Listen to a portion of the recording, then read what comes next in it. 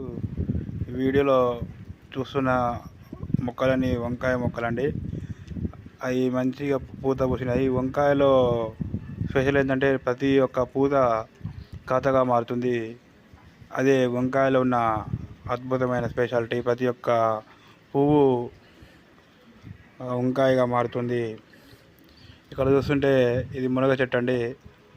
దాదాపు 5-6 నెలల వయసు ఉంటుంది. మొన్ననే ఇది స్టెమ్ కట్ చేయడం జరిగింది. ఇంకా మీరు చూస్తే వంకాయ చెట్టు అండి. కల్పవృక్షం అనే దాంట్లో ఈ యొక్క ఇప్పుడు కల్పవృక్షం ఇంకో చాలా గొప్ప ఉంటుందండి. అక్షయ పాత్ర అంటారు చూడండి. అనే దానికి మనకు లైవ్లో ఉదాహరణ ఈ యొక్క వంకాయ చెట్టు అండి. ఒక వారంలో 2-3 రోజులు కూర అవసరం ఒక్క చెట్టు ఎలా తీస్తుందంటే ఆ యొక్క చెట్టును మనం అక్షయ పాత్ర కల్పవృక్షం అనడంలో ఎటువంటి అతిశయోక్తి లేదు. భగవంతుడు కొన్నిసార్లు ఇలా తన యొక్క వరాలు, తన యొక్క ఫలాలు ఈ విధంగా చూపుతాడు.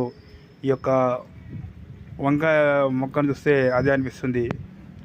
అది దేవుడు అనేటోడు ప్రత్యేకంగా రాలేరు, చూడలేము మనం. కాబట్టి ఈ యొక్క మనసు చాలా విశాలమైన ఇలాంటి వృక్షాలుతో మనకు ఆయన యొక్క స్వామి యొక్క కృపను చూపిస్తారు. ఇంకా చూస్తే అది తెల్లని పూలండి, అది మహాద్భుతంగా ఉంది. ఇంకోటండి, ఇంకో మునగ చెట్టు, అది కూడా మధ్యలో కాండం స్టెమ్ తీస్తే మళ్ళీ మంచిగా ఏపుగా పెరిగింది. అక్కడ కుర్చీ వచ్చేసి గోంగూర అండి.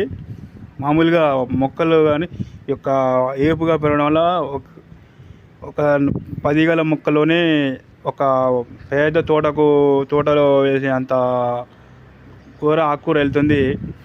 ఒక మినిమం ఫంక్షన్కి వెళ్ళేంత ఆకు ఎప్పటికీ ఉంటుందండి. ఈ యొక్క వంకాయ వృక్షం లెక్కనే ఈ యొక్క 4-5 గోంగూర మొక్కలు ఏపుగా పెరిగాయి. ఇవి కూడా ఒక కల్పవృక్షంలో భాగం అండి. సో ఎంతో అద్భుతంగా అనిపిస్తుంది. ఇట్లా ప్రకృతి యొక్క జీవనంలో మనపై చూపిస్తే ఎంతో ఆనందంగా అనిపిస్తుంది అండి.